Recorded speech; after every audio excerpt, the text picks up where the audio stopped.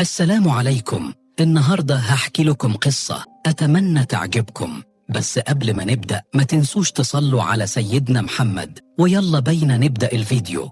في عمارة قديمة في وسط القاهرة كنت عايش لوحدي، هدوء تام، لحد ما سكن في الشقة اللي قصادي جار جديد ما كنتش بشوفه أبدا، بس كنت بسمع أصوات غريبة طالعة من شقته في نص الليل، أصوات خربشة على الحيطان وهمس بلغة ما كنتش فاهمها.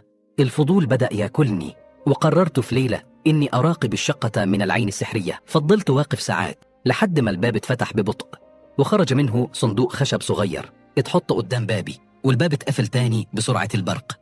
فتحت الصندوق وأنا قلبي بيدق بعنف، ولقيت جواه مفتاح قديم وورقة مكتوب فيها جملة واحدة: المفتاح ده بيفتح بابك أنت، مش بابي أنا.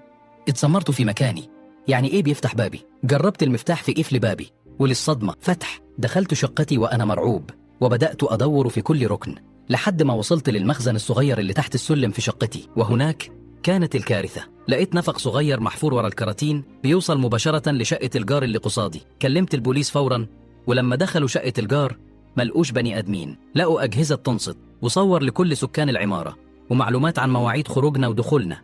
الجار ده ما كانش جار، ده كان صياد بيجهز لعملية سرقة كبرى لكل شقق العمارة في وقت واحد. الصدمة الحقيقية كانت لما البوليس فحص الكاميرات واكتشفوا إن الجار ده ما كانش بيدخل من باب العمارة أبداً، كان بيدخل ويخرج من النفق اللي في شقتي أنا. الحكاية دي علمتني إن الخطر مش دايماً بيجي من بره، أحياناً بيكون عايش معاك في نفس البيت وإنت مش حاسس. شاركوني في الكومنتات، هل عمركم حسيتوا إن في حد بيراقبكم في بيتكم؟